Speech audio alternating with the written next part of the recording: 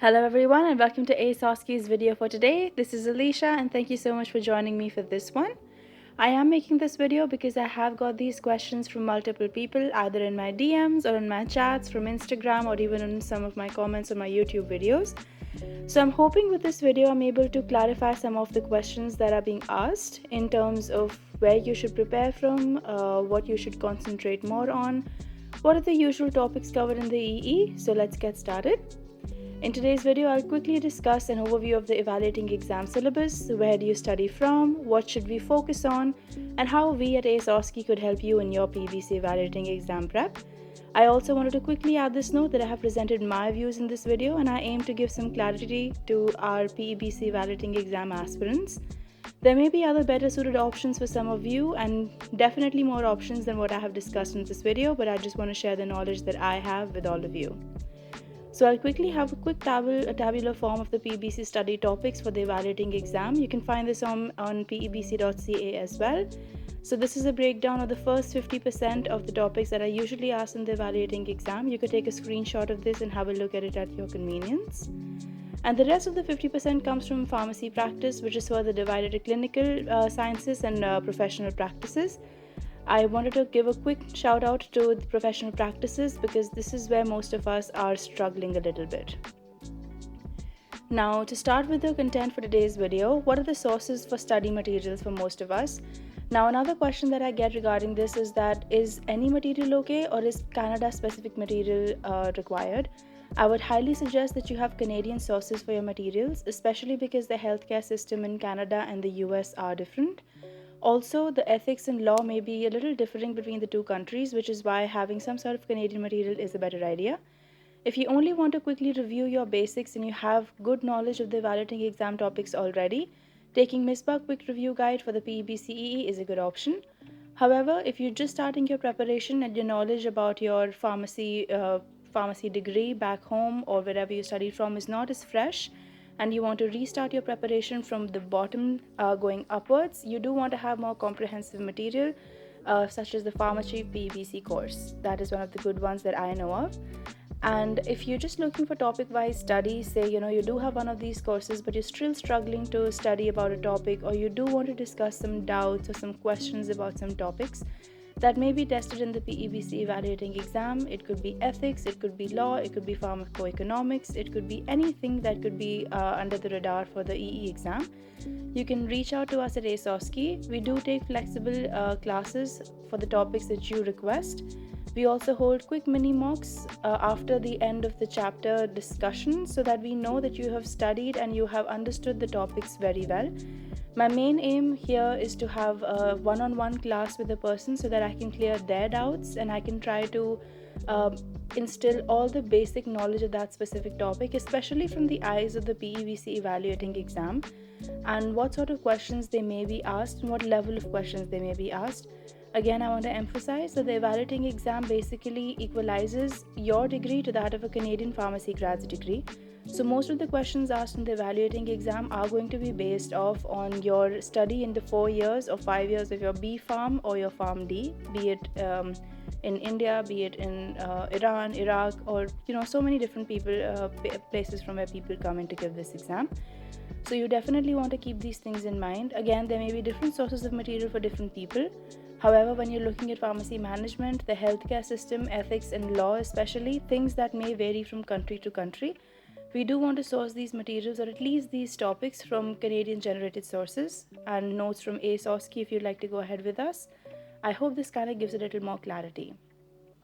In terms of the question that most people ask me, that where can I practice? Of course, you do want to practice on question banks so you can see how well you're prepared for your exam. Now, these question banks you can get from Pharmachief, you can get from MISBA. There are a few others, but again, I haven't personally used them, so I won't be able to say if they're very good or not. I have used MISBA and Pharmachief, and some of my colleagues have, which is why I'm more comfortable giving their names out. And also, we at AceOSCE are trying to come up with a question bank closer to the EE evaluation exam date. So that way you would have a quick mock test of the entire run through of the evaluating exam. You can also enroll for mini mocks with AceOSCE, where we usually have about 50 questions in each mini mock, so it doesn't take you too long, but we usually give you a half an hour to 40-minute limit So it is mocking the actual exam. And we do follow it for the discussion class. So that way, you're not just getting the answers to the questions, you're getting the rationale as to why those questions are being answered in that option, especially for ethics, law, and management cases, as well as it helps to review some of your topics and solve your doubts pertaining to those questions if you do have any. Another good way to practice is joining Facebook groups that post regular practice questions for an evaluating exam, or if you're giving the OSCE, then questions for the OSCE. Again, you could definitely join our group at PEBC AceOSCE Prep. And we usually try to put out regular questions or videos about your preparation or your evaluating exams. And if you want to ask us any questions, we're free to answer any questions in the chats or comments box. And be sure to not fall for any scammers who say they're going to give you some question papers. Again, another quick question would be that I've been asked is how much practice do I need, or what should my schedule look like? I wanted to emphasize that different needs are there for different people. People who have freshly graduated have fresh knowledge, therefore easily retrievable knowledge, and they don't need to practice too much because their basics are already clear. So they need lesser time to revise. They can even start preparing closer to the exam date because their knowledge is usually fresh, and they can keep most of their time for just revising instead of preparation per se. However, there are different sorts of people coming from different walks of life. I know that there are people who have jobs, who have kids, and other commitments, and therefore their time to practice does significantly reduce. However, for such people, you do need to make a schedule to consistently practice for your exam. It does not make sense to study for 24 hours one day in 1 week, because you will definitely forget the basics that you've learned in the next 6 days if you just do it once a week. Rather, doing 2 hours every day or even 1 hour every day of revision of a certain topic, or maybe even doing a quick mini mock just to kind of revise the topics and discuss those basics with someone, really goes the long way. Therefore, make sure that we have consistent practice, because that is the key. You can definitely DM me and I could try to help you out in case you have further questions about making a schedule. I also wanted to address this question where people ask what are the specific areas that we should focus on. So during your evaluating exam prep, because this is the first exam that you're giving in your PEBC, it is hard to see what sort of questions can be asked and how much preparation do you need. So what I always say is you have to identify your weak topics. PEBC usually gives you a framework of what topics can be asked in the PEBC evaluating exam, and you want to identify your weak topics so that you are acing your exam in all the topics, not just the ones that you are good at, because it is a competitive exam. You do want to make sure that your basics are clear. How you can do this is by giving mini mocks or solving questions from question banks like we discussed before. Again, if you want to enroll in my mini mocks or you have any questions about that, definitely reach out to me, comment on the video, or just DM me.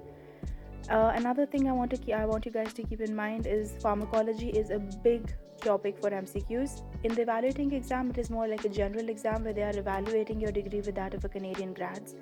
So a lot of pharmacy management, a lot of ethics, a lot of law also come in. However, MCQ is more concentrated on the pharmacology aspect of things, just to make sure that your clinical knowledge is enough to practice as a pharmacist in Canada. So of course, keeping your college basics clear in the evaluating exam will help you build up those skills for the MCQ exam as well. Another thing I wanted to share with you guys was that out of the people that I have helped out in their IPG, like are mostly IPGs or international pharmacy graduates, I've seen for their evaluating exam, most topics that they struggle most with are ethics, law, pharmacy management, the Canadian healthcare system, things that are not basic pharmacology or not bookish language that you can learn from anywhere. So I do have notes for these. I do usually practice this with most of my IPG students. So in case you want to practice with us, or you want to again enroll in the mini mocks, just to see where you stand in specifically these topics, definitely let me know. If somebody wants just a question bank for just these topics, I can try to make something like that for you as well. That way you could see how well you are versed in these topics, and that could help you further. For all the people who have joined our group just newly or recently, welcome to our group. I just wanted to let you know what we here at AceOSCE can help you with in your PEBC balloting exam prep. We usually give topic-wise classes for subjects that you may request. Again, topics that are hard for you to understand, or you want some extra revision, or have a few doubts in that specific topic. you can book classes with us. We do hold mini mocks, which are followed by discussion sessions. You can identify your weak points. You can see in comparison to what others are doing, where I usually tell you that most people did answer this correct and most people did not.